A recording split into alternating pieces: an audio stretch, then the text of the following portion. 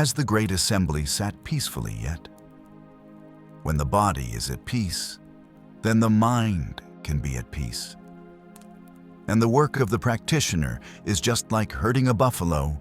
We will herd our own mind, not letting it run and jump about in a disorderly way.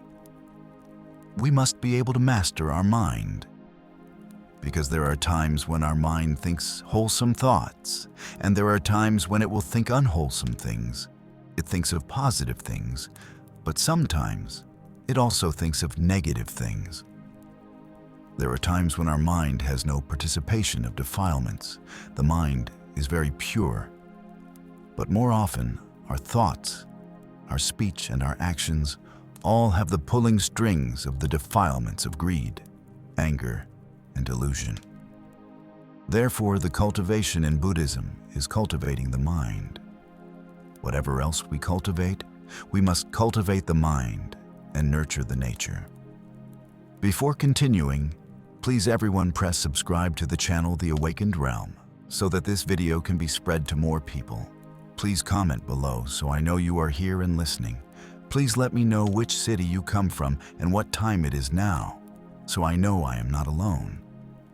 And now, let us continue. Saying it like that is very brief and concise, but that is the essence of the practice. You should not be so easily distracted.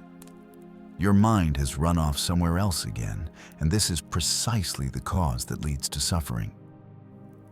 Being lax and allowing the mind to run wherever it wants to run, letting it think whatever it wants to think, and wherever it thinks, we will act accordingly.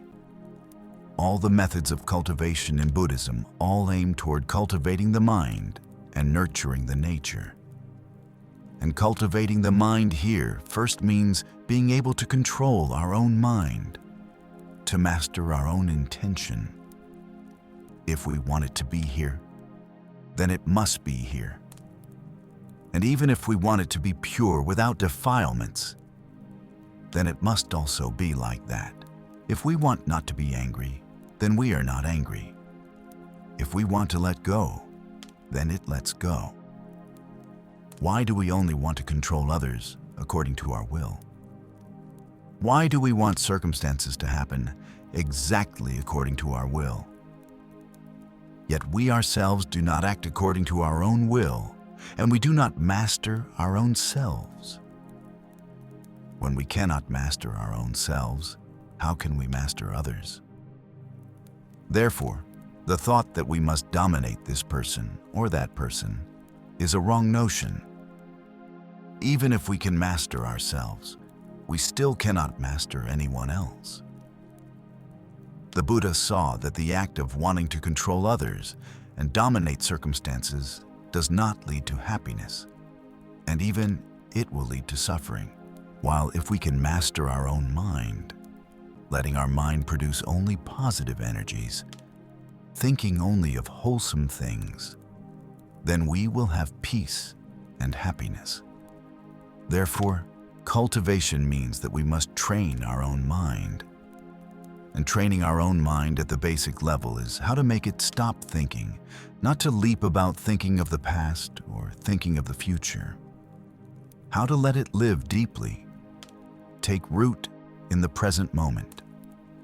In the sutra, the one who knows how to live alone, that is, the one who knows how to be self-reliant, knows how to make oneself have peace and happiness without having to depend or rely on external factors.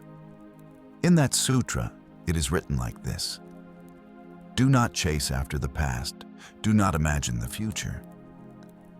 The past is no longer, the future has not yet come. Contemplate life in the present moment. The wise one dwells, steady and at ease. The Buddha also encouraged us to live for others, to live in compassion, to know how to support, to know how to share, to know how to care, to know how to love. But the Buddha also advised us that there are times we must know how to live for ourselves. And even the Buddha said that there are times we must give priority to taking care of ourselves more than directing ourselves toward another object to care for or to love.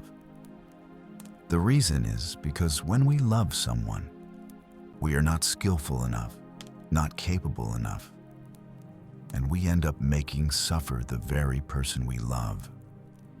While we are oriented toward helping someone, we may be carrying with us many defilements, many unresolved issues.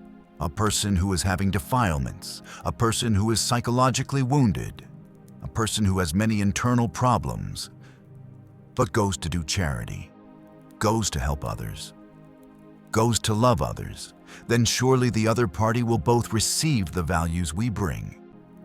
But at the same time, they will also receive many negative energies, difficulties, demands, requirements, and toxic energies that we bring. If you do not believe it, then try asking your children. Ask those loved ones living around you whether they find you burdensome, whether they fear you, whether they are saddened by you. When we discover anger, sadness, suspicion, fear, and so on, and the Buddha also advised us that even if we are not making anyone suffer or harming anyone, but we are exhausted, we are not maintaining our best state, then we should withdraw. Withdraw into our own self to renew ourselves, to recharge our energy, to make ourselves better. When we discover that we ourselves are deteriorating, letting defilements rise up, making ourselves increasingly rigid, tense, suspicious, fearful, easily saddened, easily angered, easily hurt, then we must stop, return to practicing again. At that time, the Buddha advised not to search for the past anymore.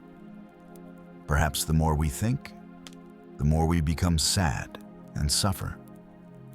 Most of our suffering usually comes from things that have already happened rather than from something that is occurring in this very moment. In this moment, we are sitting in the Dharma hall, listening to a Dharma talk, sitting in meditation very peacefully. Then suffering will never be able to catch up. Suffering can only catch up with us when we let our mind loose to run wandering. When it remembers yesterday's things, it remembers last week's things, last month's things. But if our mind is strictly restrained by us, should only be here, should only know the in-breath and the out-breath, only recognize everything that is present around, then suffering is cut off. Therefore, the Buddha advised us to try to let go of the past, called going along with conditions. Conditions have already passed. Then we must let them pass completely. And going along with conditions also means to grasp the causes and conditions that we are having in the present. We can never bring the past back into the present. We cannot change it. What we can change only happens in this moment, with ourselves alone.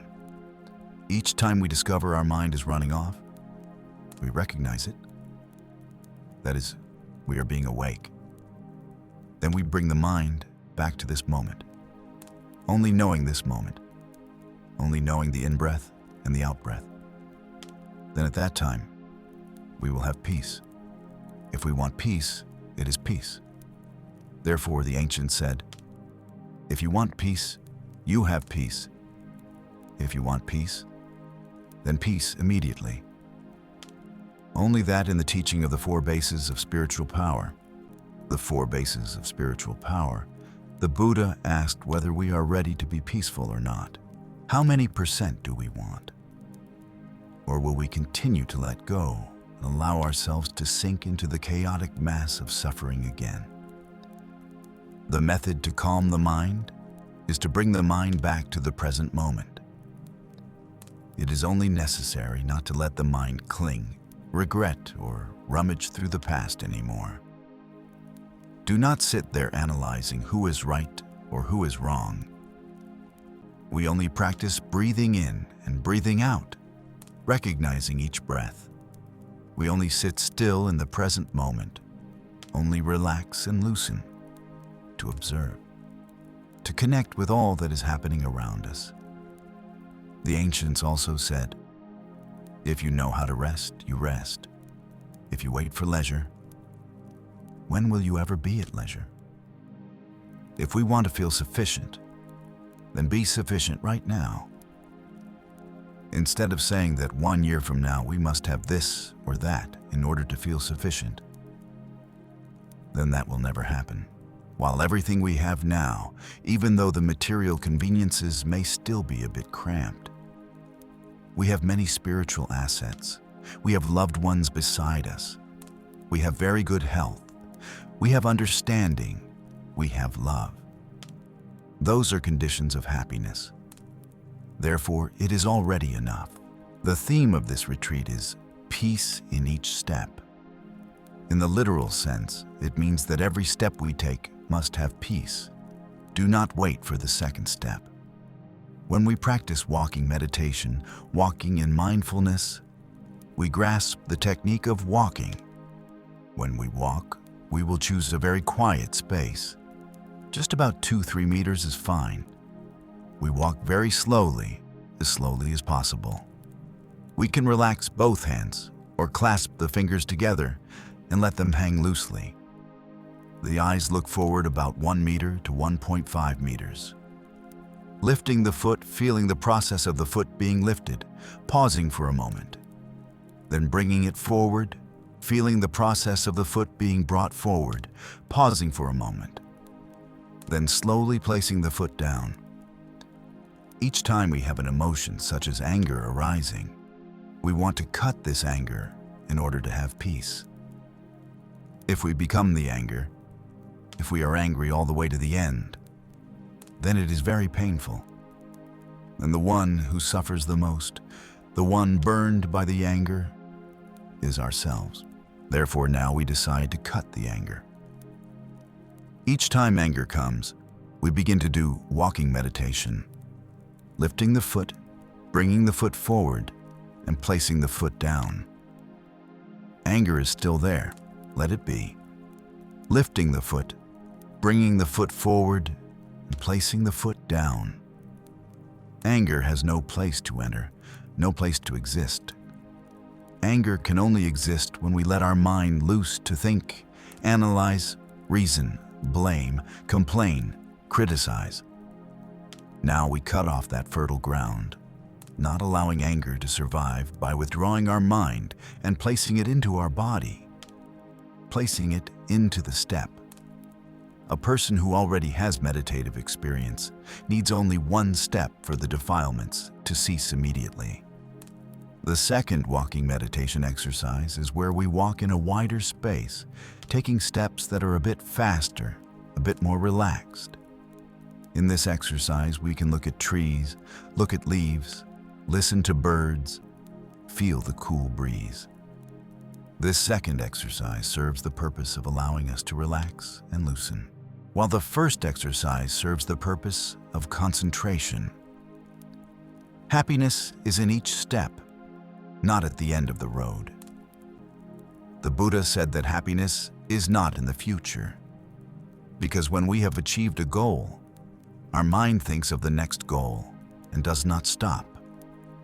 Therefore, the Buddha said that happiness is precisely the moment we are living in the present with whatever mind we have.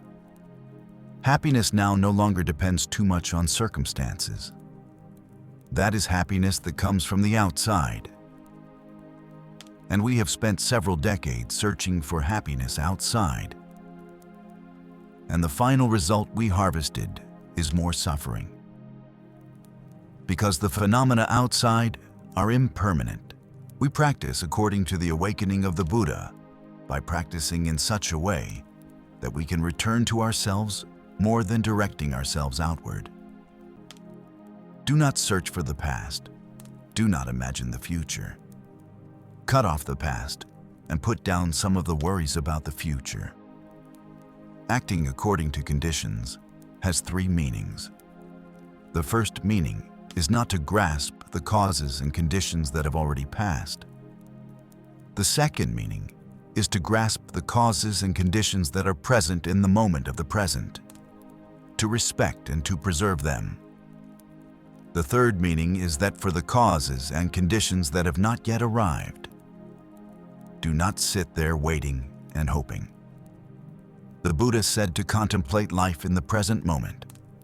Live properly and ethically in this moment. Live with as much virtue as possible. Nirvana can appear immediately, and the one who knows how to dwell, staying still in the present moment, not thinking of the past, not thinking of the future. The Buddha calls that person the one who knows how to live alone, the one who knows how to create peace and happiness for themselves. I vow to myself that from now on I will live more slowly, live more carefully, live more deeply. When I come into contact with any object, I will give my whole heart to make contact, to share, to receive. This moment, only this moment, is what determines whether I can be peaceful or not peaceful. I vow to live fully in this moment, the moment without defilements. If I want to have no defilements, the only thing is that I must master my own mind, not searching, not waiting, not hoping. I only know the in-breath and out-breath. I only know relaxation and letting go. I begin to practice seeing everything with clear eyes, seeing as the object is appearing, seeing the issue in a pure way, without adding my own attitude into it anymore. I practice becoming the observer of the story that is unfolding without necessarily identifying with that story anymore. In the teaching of the Four Noble Truths, the Buddha confirmed that suffering is a truth, the truth of suffering. The cause that brings about suffering is called the truth of the cause, arising due to the participation of greed, hatred, and delusion. The path to the cessation of suffering, the truth of cessation, is precisely the cessation of greed, hatred, and delusion. Mastery over greed, hatred, and delusion. The Buddha never said that suffering is caused by circumstances or by other people. When something undesirable happens, but without adding greed, hatred, and delusion, it is no longer suffering. It is merely something undesirable. Difficulties and events are very natural in life. They are the process of dependent arising and karmic conditions. We must learn how to receive difficulties. Undesirable things combined with our reactive attitude will determine whether they become suffering or not suffering. If we want to end suffering, then suffering ends immediately, as long as we can manage greed, any hatred, and delusion. The question arises, how do we manage greed, hatred, and delusion? The answer is that we must see greed, hatred, and delusion arising, appearing, and must sit there to take care of them. Each time we discover we have a problem, we are unstable. Then a practitioner does not identify with the anger to become the anger, does not direct outward to find some object that made us suffer to punish. But a person who knows how to cultivate stops, turns inward to resolve their own greed, hatred, and delusion. There are 4 steps for us to be able to transform defilements, according to Vipassana meditation. The first step is recognition, being awake to recognize that I am having anger. The second step is to accept, to allow the anger to occur. Anger is not wrong at all, but we must manage it. The third step is called examination. We contemplate, we reflect, we review to see why we became angry. We find where the truth lies. The fourth step is to sit there and observe the defilement without identifying with it. We no longer become the anger. I want to be only the observer of the defilements. They come and they go. They arise and they cease. Follow conditions according to circumstances, not forcing them according to our will. Keep the mind, not the external conditions. When the mind is calm, the conditions are also calm. Now I already know I will stop chasing after external conditions, learning to follow conditions so that circumstances self-arise and self-cease. I begin to understand heavenly mandate, knowing the mandate of heaven. Begin to understand the mandate of heaven, that I cannot control everything in this life, that I must respect the law of karmic conditions and dependent arising. As long as the mind is peaceful, anywhere is seen as peaceful. Therefore, the only thing left is to return to keeping the mind, mastering the mind, filtering out the defilements in the mind. Then I will see this world as peaceful and very worth living. Breathing in and breathing out. Breathing in, I know I am breathing in. Breathing out, I know I am breathing out.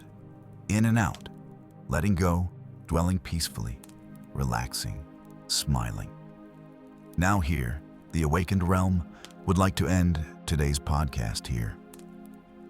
The Dharma talk carries a therapeutic psychological quality, aiming to help you overcome suffering. If you find this Dharma talk useful, please share it with your friends and loved ones.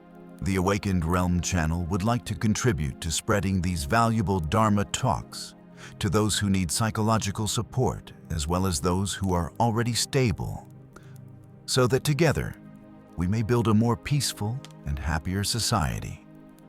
In addition, because YouTube's algorithm prioritizes videos with many likes, if you like this video, please click the like button and click follow to help our podcast reach more people.